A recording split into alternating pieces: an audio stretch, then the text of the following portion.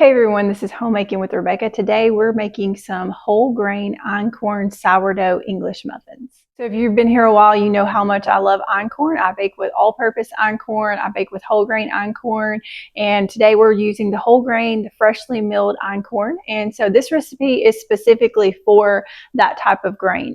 You couldn't just sub out white flour or wheat flour, it wouldn't work properly because einkorn absorbs water a little bit differently. And it's just a little bit different to work with. So this is a great recipe if you're new to sourdough baking. It's just a really easy one to put together, and then we're going to cook it on the stove top. You don't have to worry about it rising and kneading and things like that. So I'm going to get started, and I'm just going to show you how we do this. So right here I've got 6 cups of fresh milled flour. If you like to weigh your flour, this is about 480 grams. And we're going to get started. And basically what we're doing is we're just going to ferment this overnight. So we're going to add our water and our sourdough starter. So I've got my sourdough starter here. I have fed this overnight, and so it's nice and bubbly and ready to go. And we're going to use 1 cup of this sourdough starter, and then we're going to use 1.5 cups of water. So I don't use my sourdough starter every day, and I don't like to feed it every day. I use it usually every week or two. And what I will do after this is I will use what I need out of it, and then I'm going to feed it. I might let it sit out for a couple hours, and then I'm going to stick it back in the fridge. So it can just sit there for a couple weeks in the fridge, and it's good to go. And then whenever I need it, I will just pull it back out and refeed it, and it's good to go. That way you're not having to feed it every day and wasting a lot of flour and stuff. And I feed my sourdough all-purpose einkorn. I found that when I feed it the whole grain flour, it just eats the flour up really quickly and it turns sour really quickly. And I just think that it works better with the all-purpose einkorn. So that's what I use. But this is, other than the starter, it's all 100% whole grain einkorn wheat. So you just want to get this mixed up really well. I really like this Danish dough whisk for this. It really mixes stuff up good. And then what we're going to do is we're just going to let this sit overnight for about, you want it to sit at least 8 to 12 hours until it's fermented.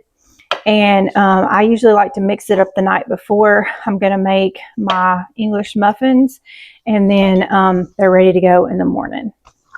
You could let it sit potentially for as long as 24 hours. Just remember that the longer you let it sit, the more it's going to get sour on you. So if you, it'll just kind of eat up that flour, and it'll get more sour the longer it sits. I'm going to make sure all that flour gets absorbed, and then we're going to cover this and we'll let it sit for 8 to 12 hours.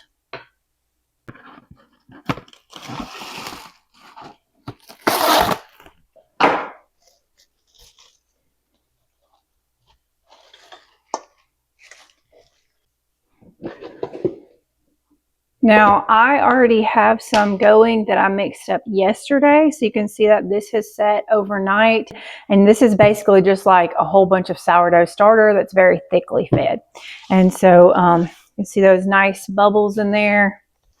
It's doing really well. And what we're going to do now is we're going to add in our honey. It's going to kind of counteract that sourness a little bit. And then we're going to add in some baking powder and salt.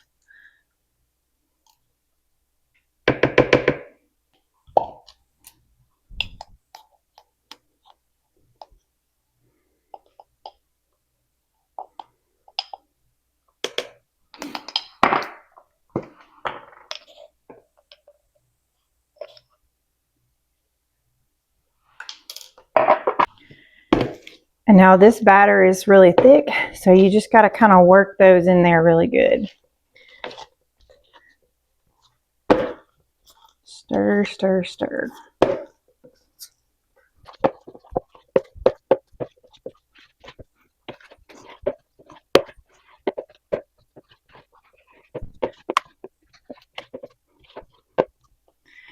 Okay, so this is it all mixed up. Now we're going to get ready to cook it. I like to use one of these big scoops for mine. I have this large metal scoop. I'm going to use this to scoop it out and cook it with. So we've got our dough all ready, and I've got my skillets over here. I've been preheating them while I was getting my dough ready. I've got a really large cast iron skillet and then a smaller one, and I'm going to be using lard as my oil to put in the bottom of these. So you can use coconut oil, you could use a light olive oil, something like that if you wanted to as well. I have a lot of lard on hand, so I'm going to be using that. So this is going to be kind of a trial and error process. Everybody's ovens cook differently. Everybody's pans cook differently. I know I have 2 iron skillets that are this size, and when I cook them together, one of them will cook hotter than the others. So you're just going to have to work with what you have to see how it works. So we're wanting to start off with this being fairly hot, like medium to medium high, and then we are going to put in our dough, and we want it to get brown on either side. But when we put in our dough, I'm going to go ahead and I'm going to turn this down to low, medium low, because I want it to also cook in the middle, and it's going to kind of rise up a little bit, and then we'll let it cook for probably 5 or so minutes, and then we'll flip it and let it cook on the other side. Now if they're getting too done on the outside, obviously you would want to turn it down. If they're not getting cooked in the middle, you can just put them in your pan and stick them in the oven. I do that a lot anyways, just to keep them warm while I'm cooking it. So like I said, it's just going to be kind of a trial and error thing to see what temperature you need to get yours on. And sometimes you have to play with it, especially with cast iron, because it tends to keep heating as you're cooking with it, and you kind of have to monitor that temperature. You could also do this outside on like a Blackstone. I've done that as well, but I'm still working on regulating the temperature with that, so I haven't really perfected that yet. So I'm going to be doing these inside today. I'm going to go ahead and get some of my lard in there. You just want the bottom of the pan coated so that they don't stick.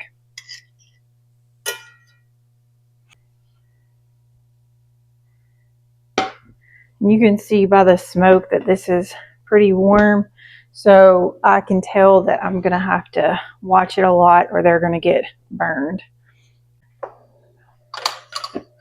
And I just like to take this scoop, like I said, this is probably about maybe 3 or 4 tablespoons, and we're just going to scoop this out and put it in here, and it's just going to make a nice little round English muffin. I'm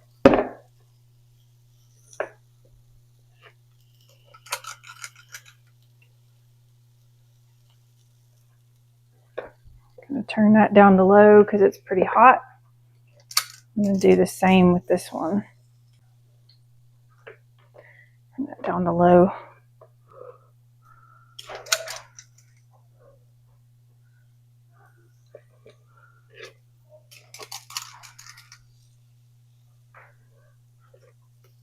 This is going to make a lot of English muffins.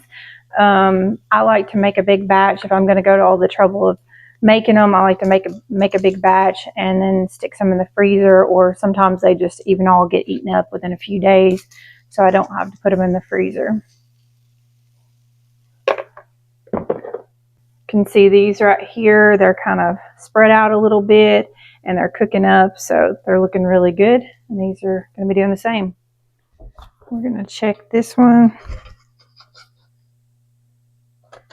Oh yeah, that looks really nice.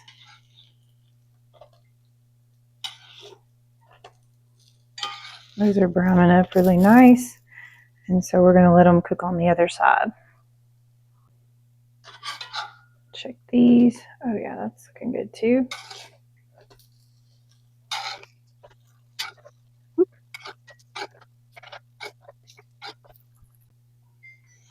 So these have been cooking for about another 5 minutes on this side. They're looking nice and brown. I will open one up in a minute and check it, but I think they're looking done. Sometimes you can tell on, it's hot. Sometimes you can tell around the edges that it'll still look real doughy and it might get really brown on either side. And if it's like that, go ahead and just stick it in the oven for a few minutes, maybe 10 minutes or so. These are looking good. I'll put them over here, and we're going to get ready to put some more dough in here. Still got a good bit of lard in there, so that should be good.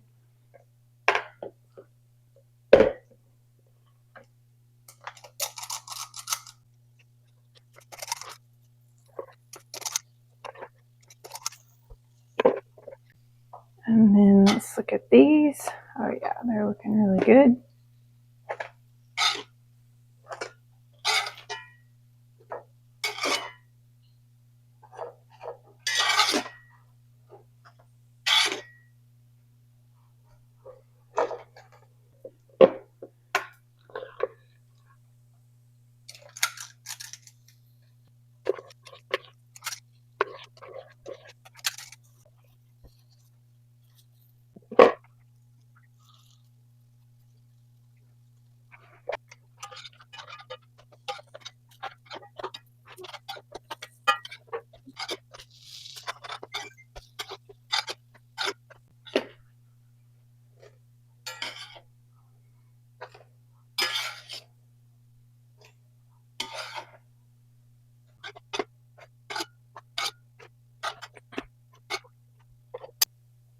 Look how pretty those turned out. This made about 20 for me.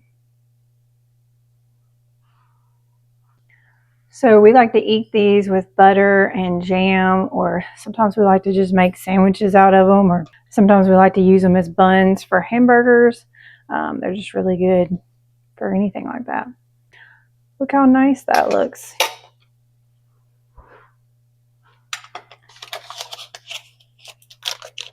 I'll put some butter on this one, some jam.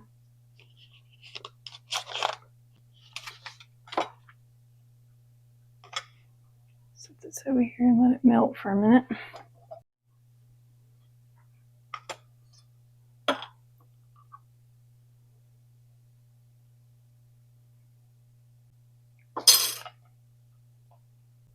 And now we try it.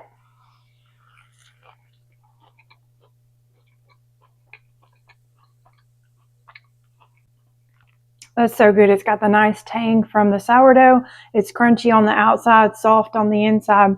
Really good. I hope you enjoyed this video. If you make these English muffins, please leave me a comment and let me know how it goes. Hope you're having a great day. Thanks so much for watching.